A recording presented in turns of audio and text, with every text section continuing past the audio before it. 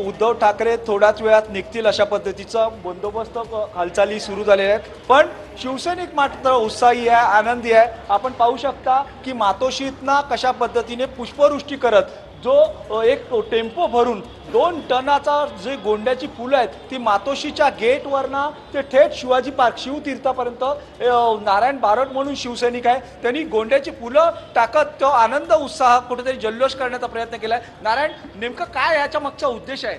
उद्देश म्हणजे काय, 22 वर्षापासून जे आमच्या मनात खंत होती, जे साहेबांचे स्वप्न होतं मोठे साहेबांचं की आपला मुख्यमंत्री असावा महाराष्ट्राचे, खूप मेहनत खूप प्रयत्न केले साहेबांनी, आज आमचे स्वप्न साकार होते। महाराष्ट्राला आपले खुद हक्काची सरकार भेटत आहे, त्या खुशीमध्ये आम्ही केले। पण 2 टन ही गोंड्याची फुलं उधळत आहे संपूर्ण मातोश्री ते शिवतीर्थ, काय याचा हा कुठेतरी वेगळा संदेश? माझे एकटाची नाही, पूर्ण महाराष्ट्राचे जेवढं मराठी माणूस जे हिंदुत्व माणूस ते सर्वांच्या मनात इच्छा होती की आपलं काय हक्काचे सरकार येऊ पाहिजे, पण कोण नाही करत। माझ्या हिशोबाने मला जे आदेश आला ते हिशोबाने मी काम करत आहे की पुढे इथून नंतर मातोश्री शिवपर्यंत शिवतीर्थपर्यंत फुल टाकायचं मला।